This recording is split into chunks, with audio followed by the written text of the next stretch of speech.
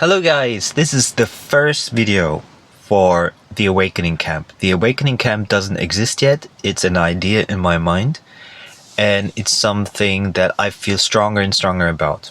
And I'm going to be explaining a little bit what it exactly is, why am I doing it, what's my field of expertise, and so forth. So first of all, what is the Awakening Camp? The Awakening Camp is the idea to take a normal camping place that already has active licenses for camping in Portugal and turn it into a spiritual camping. What does that mean? I was asked, what does it mean? Where's the difference between spiritual camping and normal camping? Well, first of all, not everyone is allowed to enter into the spiritual awakening camp. And we can talk about later why. But the idea will be that this is kind of the vision that I have, is there will be, and of course it depends also on what licensing and permissions there need to be. But in general, the ideal place would have between 30 and 100 pitches for caravans and tents. It would have a stage or something like a yurt where people can gather and meet and do music, workshops, etc. Kind of like the classic thing which every kind of spiritual retreat has. Then it would have a podcast studio where guests who are connected with spirituality would be able to podcast using this channels and other channels for Awakening Camp to podcast into the whole world. So there will be a very strong marketing and social media presence. Then there would be a pool, swimming pool. Ideally there would be like a gym, outdoor kitchen, and community gathering, like long tables also where they can sit in the evening. Then there would be a music studio. I'm a musician, so it would be super nice to have space for a music studio with recording everything, but everything more direction eclectic, acoustic rather than electronic, but anything that's possible. And then a one-on-one room as well, like a spiritual room, because my energy work that I've done was tantra massages for women. I did over 1,000 tantra massages for women. Those are like the intimate spiritual type massages. I'm going to talk more about that so you understand where I come from. Then there would be daily workshops from different type of healers. So not just me, but other healers would be doing spiritual workshops. All kinds of body work, etc. There would be ideally festivals, but I'm not talking about the dance drug kind of festivals. I'm talking more like acoustic music, artisanal, stuff, food. And there would be ideally an eco shop with organic food, because in Portugal, where do you get organic food? Not so much, right? So I think that would be really nice. Now here comes the most important thing. This would not be a business. It's a passion project. So it would kind of like, I would have the ability, and that's why I want a camping site rather than, say, hotel, Airbnb or chalets or something like that. Kind of like the traditional kind of like touristy stuff, because then you need to make back what you put in, and you don't have an option. So even on days where you don't feel like it, you have to run it as a business.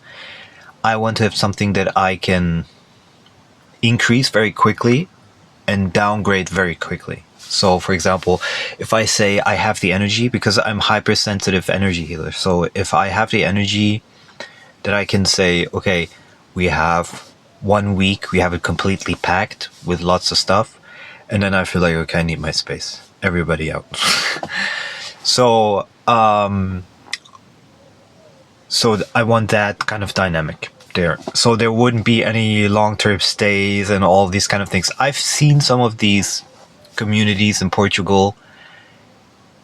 A lot of them are pretty fucked up, to be quite honest. So people who do too much drugs, bums, you know, and they mess up the place. A lot of them are toxic. I wouldn't want that. So I wrote a book called The Power of the Self, and there's various chapters in it, and I talk about various healing modalities, and I do very, very powerful tantric spiritual massages, and those would be part there as well. So I would love to have like a separate energetic room or yurt for just those sessions as well. And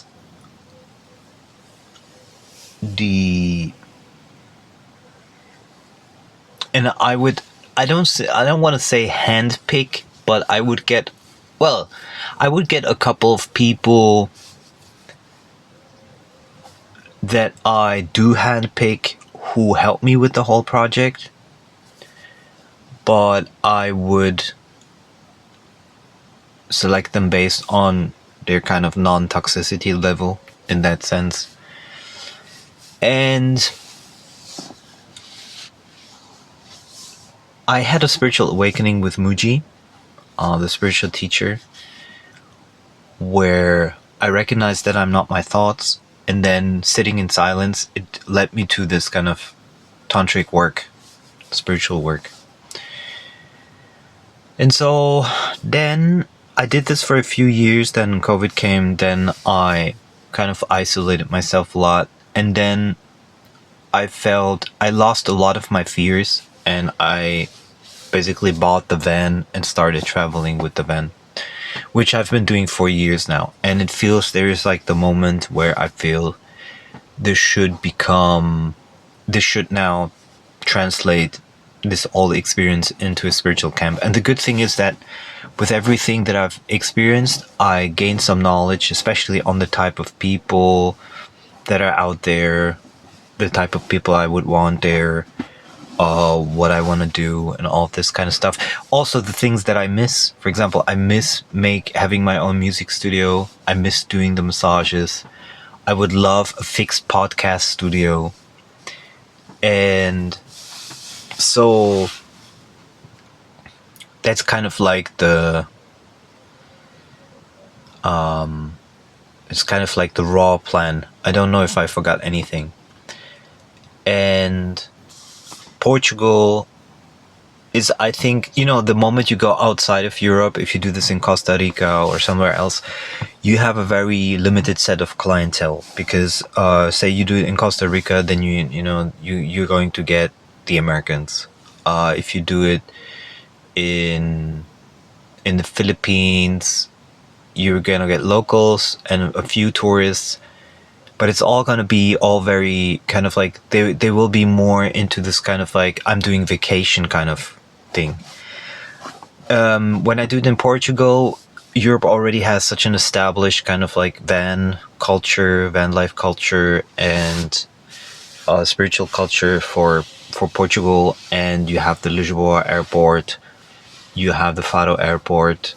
Lisboa is an international airport, so people can come from all over the world basically to there. And Portugal already has that kind of very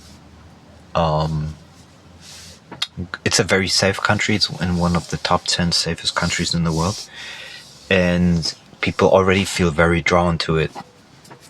So that's why I would probably choose Portugal instead of any other country.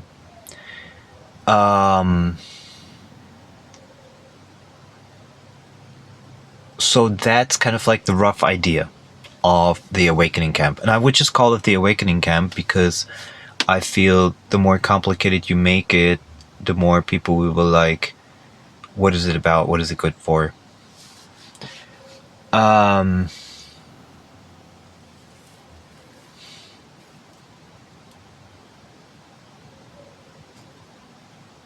So that's kind of like the idea.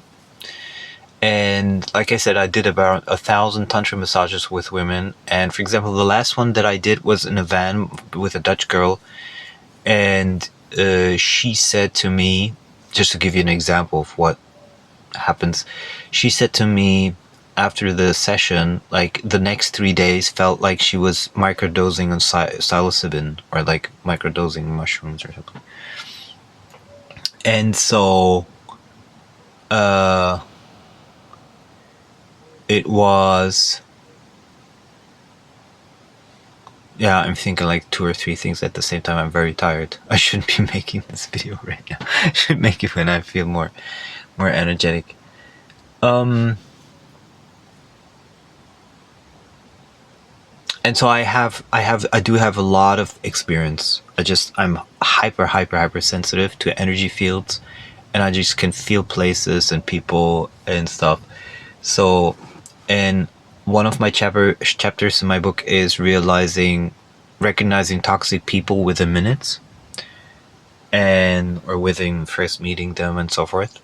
And so I know how to pick people, how to get the right ambience there. And part of the Awakening Camp would be definitely to do daily satsangs of like 30 minutes every morning, so everybody gets on the same frequency with non-duality Advaita Vedanta, of course. And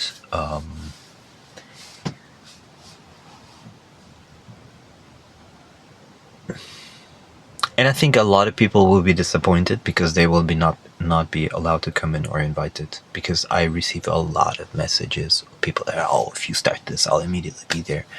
That's not how it will work, because I understand from the 4 years that I've been on the road and meeting people, a whole bunch of people are crazy and they don't even recognize it, they don't realize it. And you don't want these people on your own property, on your private property. And this is what makes these communes and sanghas and everything often very problematic. That you just allow anyone to come in, and people, you need some discernment. Now, of course, you could say, oh my god, this is not spiritual. It's actually first of all, everything is spiritual, and second is, and a lot of teachings that I will give will trigger a lot of people, because I know I'm right, but people don't want to hear it because they have a preconceived ideas of what spirituality is. But you know how, if you think about the body, you have the female-male energy. The women, the females, they're more, if they're in their feminine energy, they're more like this kind of like bring everything together, everything is a commune, it's biologically driven. And the males have more like this is my territory energy. And so when males talk about this energy, women don't understand it, they can't understand it. But actually, the problem is, if you're too much in your feminine energy, you cannot create a boundary setting. And there's something that I call LiboPro, lifestyle boundary protection. You develop a certain lifestyle, you develop a certain routine, you could say, and you must not allow others to break this kind of routine, especially if it's centered and grounded in self-love, etc. And the masculine energy allows you to be hardliner and set the boundaries of that space. And when you're in the feminine, you allow everything to come in without discernment, and that's not good.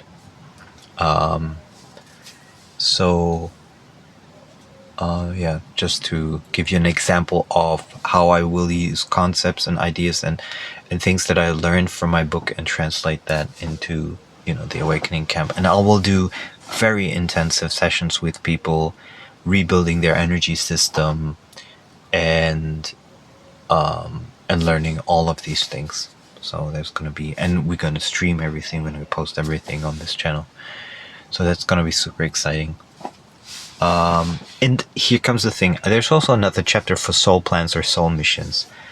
This is something kind of like every soul needs to do or feels drawn to do in their life, and if they don't do it, they might fall into depression. Actually, this is one of the major parts. People are depressed because they're not following their soul plan.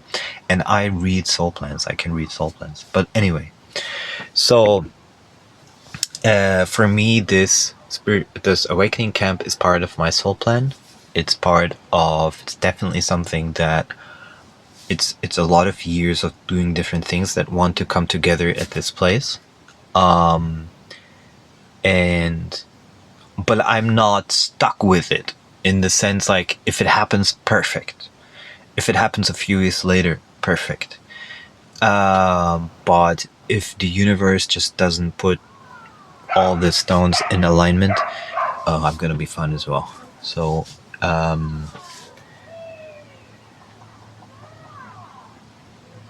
yeah, and I think I'm just gonna lie down and relax right now.